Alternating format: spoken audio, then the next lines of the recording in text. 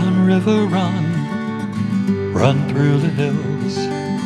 Run, river, run to the sea. Run, river, run to your place beneath the sun. Run, river, run over me. Run through the land, you run through my soul. Bring me wisdom and peace. Run through all ages and all of life's stages. Hi, welcome to be my guest. This is your host, Jan Lewis. Today we have author Stephen Kurkjian. I got it right. Steve Kurkjian. Perfect. Author of Master Thieves. This is a true story. I mean, Paul, can you zero in on this? Who designed the cover of this? Again, a true story. Good for you. That's a good question. The publisher is Public Affairs, and they have a team there that works with the editor, my editor, and I was a little surprised by it because it really doesn't show the back of the museum or anything of the museum, but the ripped on the three rips on the cover, I think I was told came off of an idea that was in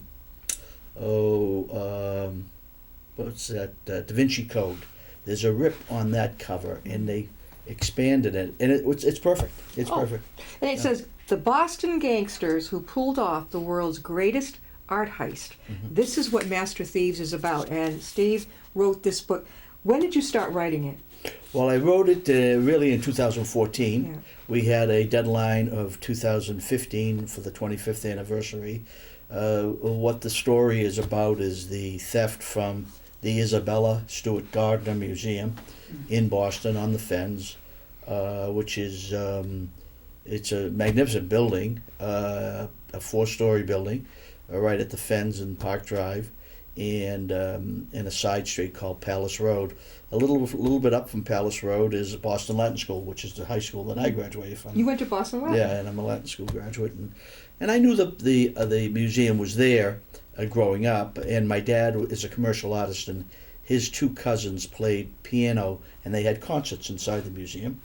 And my dad would go to those concerts and bring my mother and my sisters, and he says he brought me, but I don't really remember. I remember most of my afternoons in that area being at Fenway Park and not at the Gardner Museum.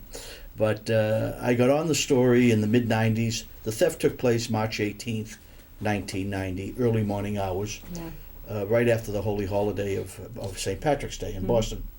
And around 1 o'clock in the morning, 12:45, a car drove up and parked about 100, 200 feet away from the side entrance of the museum, and two men were sitting in the car, a hatchback, sitting in the car in full police uniforms. Some kids were at a party next door, a St. Patrick's Day party, and they came down and they saw the men there. They saw the men in the car, and they wondered about it because that they were dressed in police uniforms in a private car. Yeah. I mean, it wasn't even an undercover car. It was like a private car. So, but they were both drunk and underage, so they filtered away. In about 10 minutes, around 1:15, the two men drove up a little closer, rang the side doorbell at the museum, and told them that they were there to investigate. There were two night watchmen working at the museum. One was doing his rounds, and the other was at the security desk.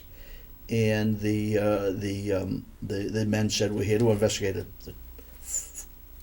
faux police officers. They're here to investigate a disturbance." And the man the young man, 23-year-old, who was behind the desk, thought that perhaps some hooligans had jumped over the back fence, because he knew there was no disturbance inside the museum. They had been on the job since midnight, and he knew there was nothing untoward going on. But he thought maybe somebody had seen kids jump over the back fence, and so he buzzed them in, which was one of two grievous errors he made. Oh, God, yes.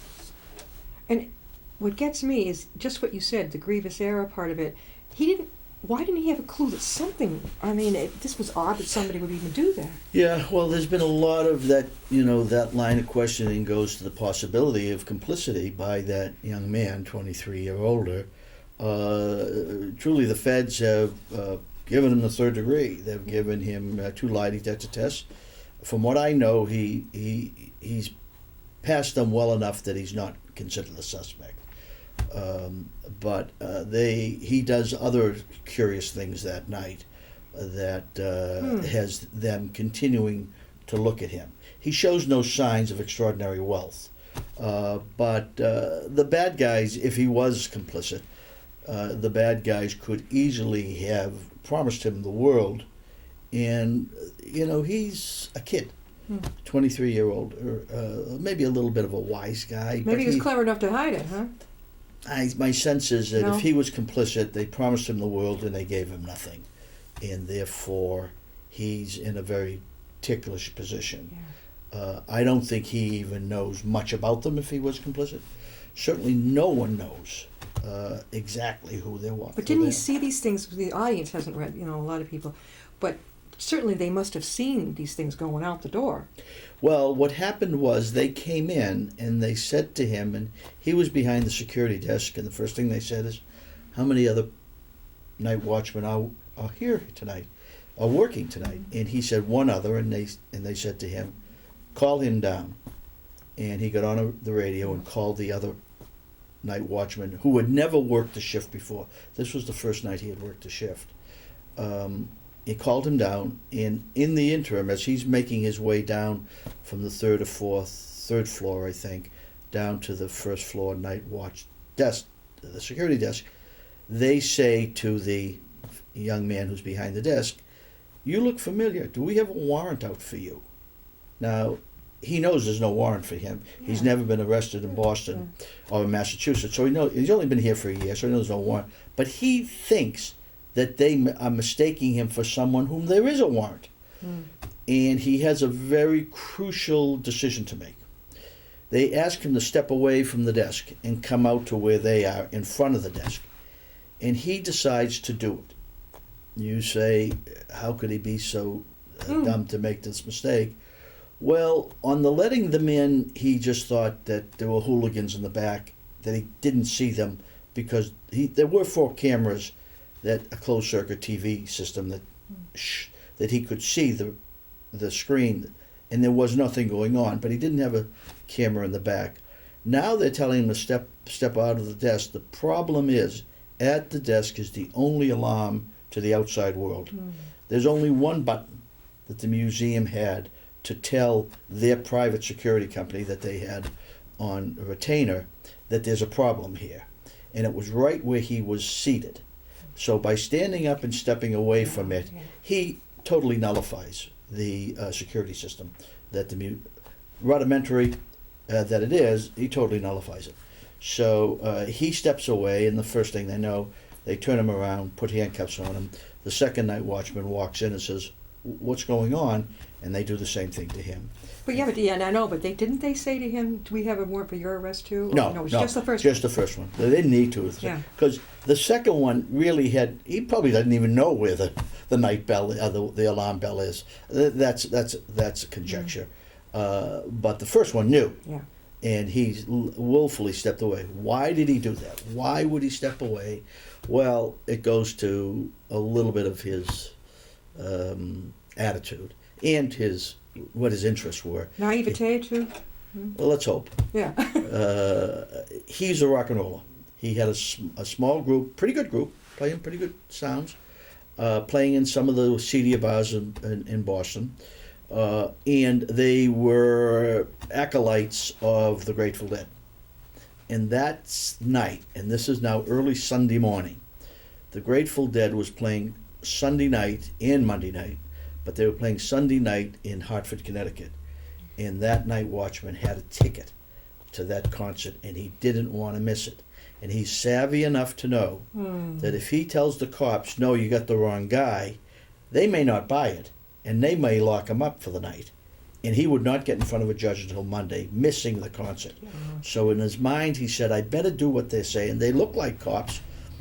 I say they look like cops, but as he said, one of them kept on pressing his false mustache down. He couldn't figure that out until he got detained and brought downstairs. Then they have total control. They have both night watchmen tied up. There's no other security system in in the museum what I call a fail-safe system. Yeah. Some museums have a fail-safe. All of them have now, in which if the security company on the outside of the museum doesn't hear from the night watchman inside, they make a call. And if they don't get them on the phone then they call the police. So the Gardner Museum didn't have that. So we are talking again with Steve Kurkjian. I got it right. He is the author of the true story, Master of Thieves, about the Boston gangsters who pulled off the world's greatest art heist. Which museum was this at? it's the Isabella Stewart Gardner Museum. Yeah. Stewart, Stewart. Mrs. Gardner was a true character. I think of her in my mind as a mel of Julia Childs for her air about her upbringing. She was a Brahmin from New York, not from Boston, but well-born, and Madonna, because she is such a flamboyant woman. And she's a character unto herself. But she comes to Boston and marries one of Massachusetts' most well-to-do individuals, Jack Gardner, a shipbuilding family from up in Beverly, and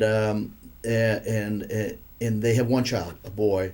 Unfortunately, the boy dies soon after, about a year after birth, of pneumonia.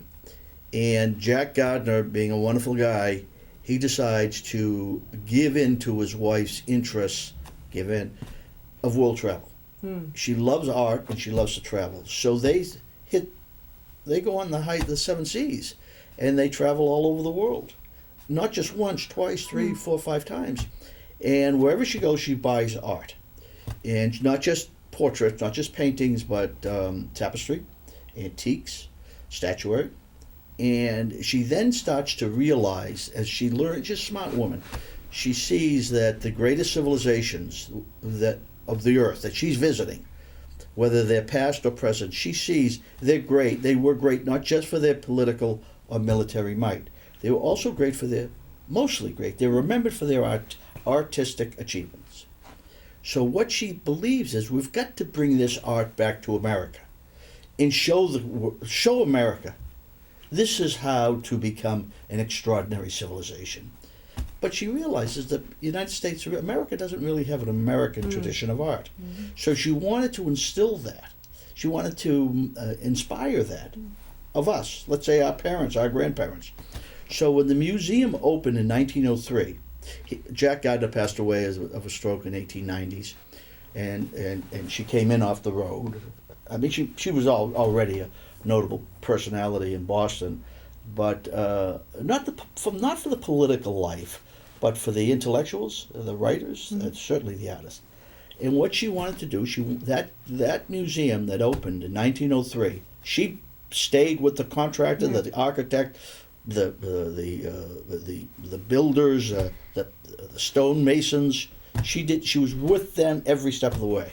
So when it opened in 1903, in order to she wanted to get as many people in to see the art.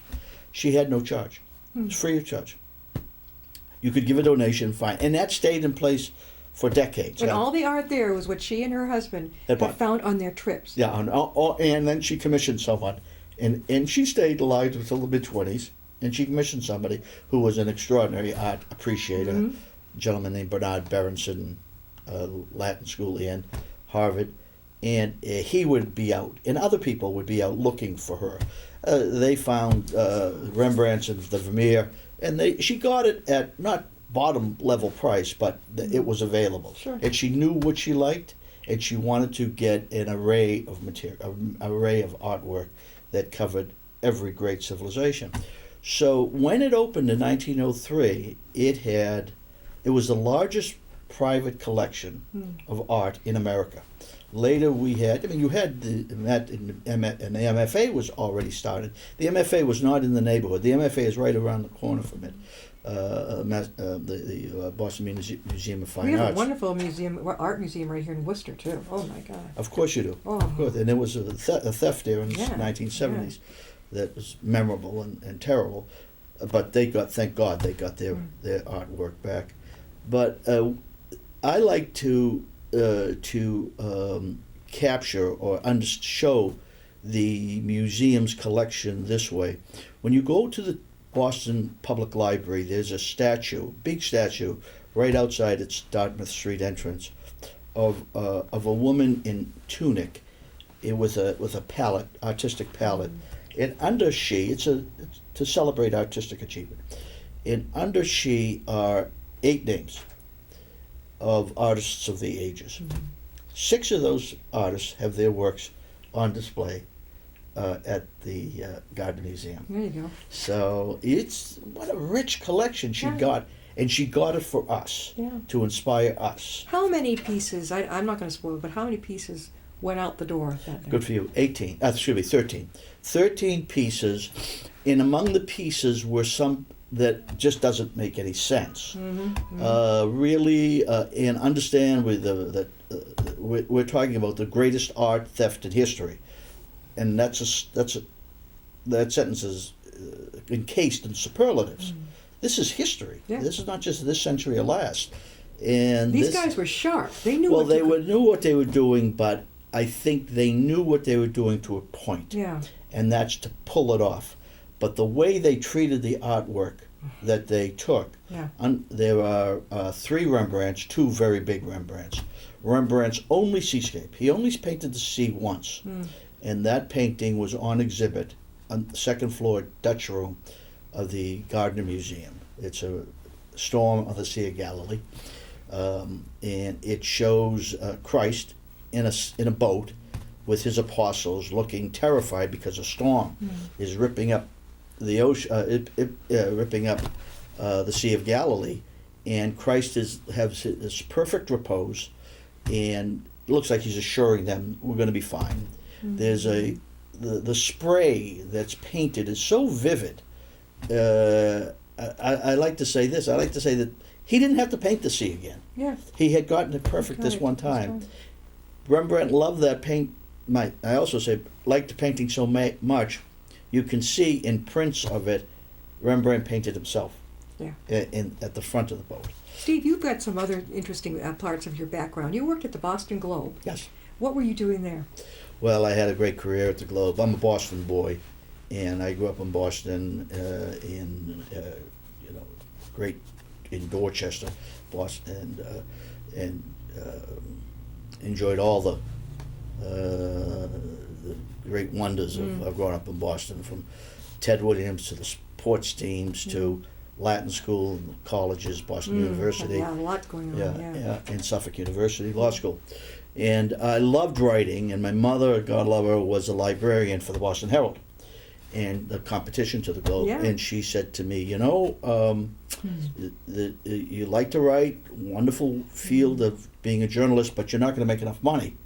This is the late 60s, because they don't pay enough to raise a family. So maybe you ought to get a career, a profession. So I went to law school and loved the law, loved learning about the law. I got a law degree.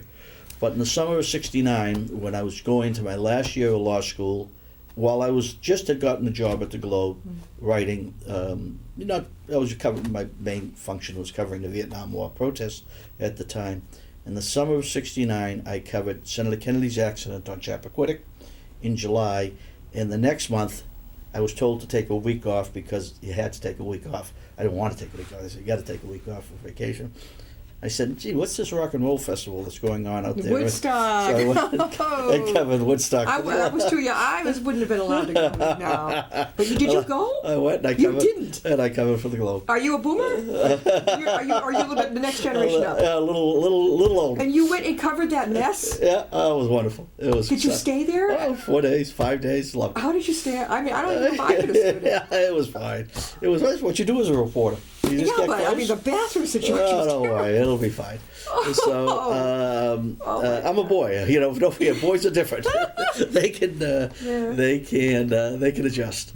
So when I was coming back, I thought to myself, I'll never, for both assignments, I'll never have the effect. I'll never get up close as a lawyer like I am here. Yeah.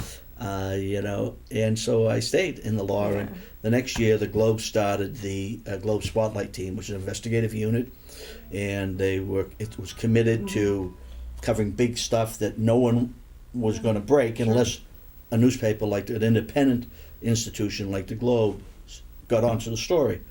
And I stayed on that team. It was only we didn't think it was going to stay along that long, but first year out, we did a series on a city in Somerville, right outside of Boston, that had a lot of inside deal making and corruption, and we won the Pulitzer Prize that year.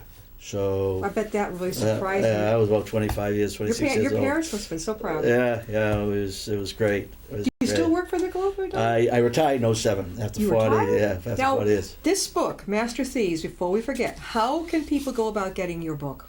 Well, you can get it on Amazon, of course, or they can get it on Barnes & Noble website, or the publisher is Public Affairs, one word, Public Affairs, and you just get online and you can order it. I there. read about your book on, the Sunday newspapers will list which authors are appearing. Yes. Different. We have many, it's great authors on, and I saw this, and I read about it. Then I said, I'm going to read more about it. So I Yeah. went online with the title, your Yes. name. And when I saw this, I said, we got to get him on because Yeah. this is the true story of the Gardner Museum's art heist. Yeah. Now, as you had said, what have they got? What's up now on that? Anything news on that? Well, understand now, it's 26 years. I thought with the publishing of the book on the 25th year anniversary, and a lot of buzz about the case, and not solely about my book, but other papers were writing about it. And the FBI is committed, as the museum is so yearning to get their artwork back. I'm surprised they haven't gotten it. And that's the big mystery. But the thing is, the thieves probably wanted the money. It had to get sold to somebody. My sense is they didn't. They didn't sell it? No. The way they treated the artwork, Right, yeah. and you'll see in the book there are photos of the crime scene. They cut. Every frame is broken. The glass fronts, shards of glass are everywhere.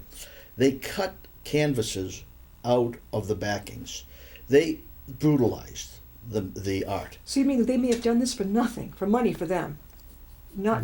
It's the first step is why did they do it? Motive it, and Yeah. I think the way they treated it denies that option. They weren't that did- smart. That's they knew enough about, but they're smart. Thugs and thieves are pretty smart on how to Cunning. get it. Very cunning. But as far as the preciousness of the art and how to treat it, they had no clue. They had no clue, and so there had to be another motive. Yeah. And I'm not going to go too far into the last chapter. Yeah. But there is a belief in the bad guy world, the criminal underworld, especially in Boston. And this belief comes from a case back in the early 70s in Boston, that a piece of artwork that is so stunning and so important to the society, to the people of that community, that the FBI or the police or the district attorney's office or the county sheriff will do a deal with the bad guy. And the deal is, we'll give you a favor if you give us our artwork back. And the favor that the bad guys inevitably want is get my, whatever the relationship is, out of jail. It's a get out of jail free card. That's an interesting take on it, isn't it? Well, I've never seen it happen, but every criminal that I talked to, past and present, said to me as I interviewed them, well, it's a get out of jail free card, and that's why it was stolen. My last chapter goes to who was approached and why they had in mind to. I wonder if they, I don't want to say it, but this leaves you in suspense. But That's what I was who was, if anybody, was, somebody's just been kicked from jail, Yeah. Do you know? Yeah. The theft happened. I just don't believe Yeah. that the feds would have entertained it. No. The feds believe that the two gentlemen, they have in mind two men, both of them were killed. Killed? Yeah. But understand, there was a raging war among two gangs in Boston at the time. That took place because the reigning crime family that controlled the underworld in Boston, the Angulo family, had been taken down by an indictment in the mid-'80s in Boston. And then you got the Whitey Bulger gang. Whitey Bulger, but Whitey I don't think, but still there's a possibility, relates to it. But these two gangs, criminal gangs, were warring. They were shooting at each other, and bodies were mounting up. both those gangs knew about the vulnerability of the museum. And what my sense was that's why they stole the artwork. And as I say, my last chapter goes into one person who was behind bars just a few months before the theft, and who his criminal associate was, who knew how to pull off an art theft. Oh, this is Stephen. Is this your first book? Yeah, it's my first book on my own. Well, if you read this book, it seems like he's been an author for years because it flows boom, boom. Right, Have we got some more books coming from you? Well, I am interested in other events, but I'm still promoting my Master Thieves, and Hollywood came knocking soon after it was published, and they it's optioned to TriStar. Are you going to? Well, yes, I saw it signed a deal with it, but let's hope a script is being written. I think that's wonderful because I'll be one of the first persons to watch this. Yeah. The Boston Gangsters Who Pulled Off the World's Greatest Art Heist, Master Thieves by Stephen Kurkjian. I got it right. Steve, we got just a couple minutes left. How again can people get a hold of the book? Well, again, you can go on Amazon.com and put Master Thieves in there, or Gardner Theft in there, and it'll. There is another book that came out about 6-7 years ago, pretty good, and there's a couple pieces of fiction that fictionalizes who done it. But as the New York Times says, that this is the full story of the evidence of the crime and the individuals who have long been suspected. And who better to write this than you, who But are an a investigative reporter? reporter, yeah. And this really caught you really, Right, this, you could tell, Right. you know, when somebody writes a book, some people are just like, you know, they remove themselves from it and that's it.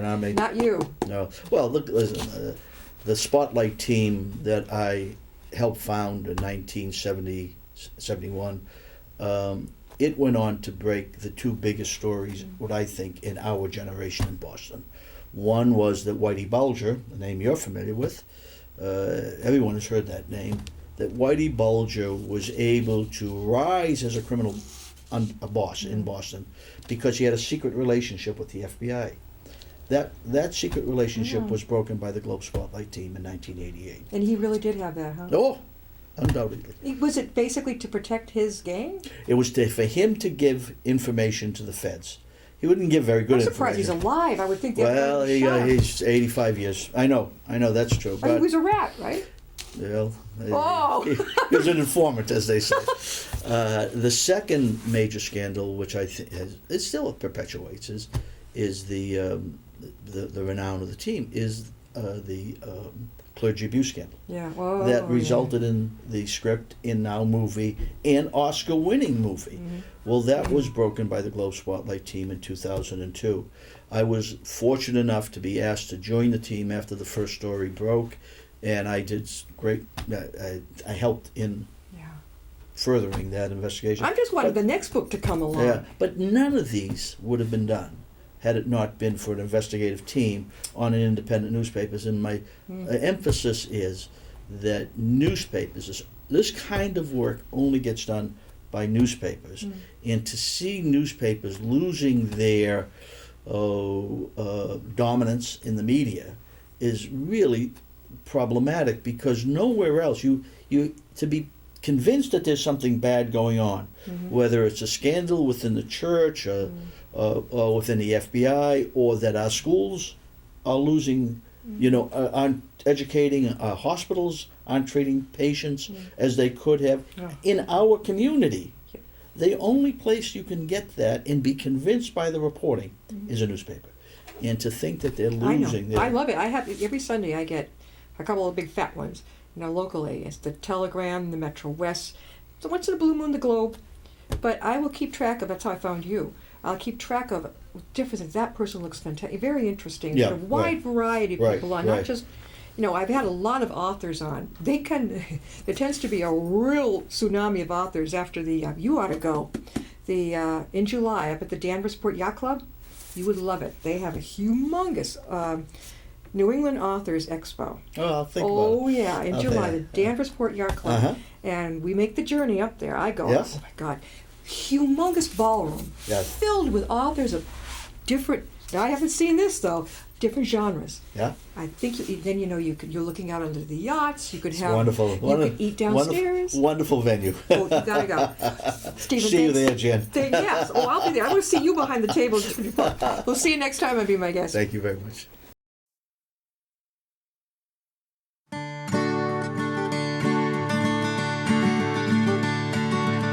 Run, river, run, run through the hills. Run, river, run to the sea. Run, river, run to your place beneath the sun. Run, river, run over me. Run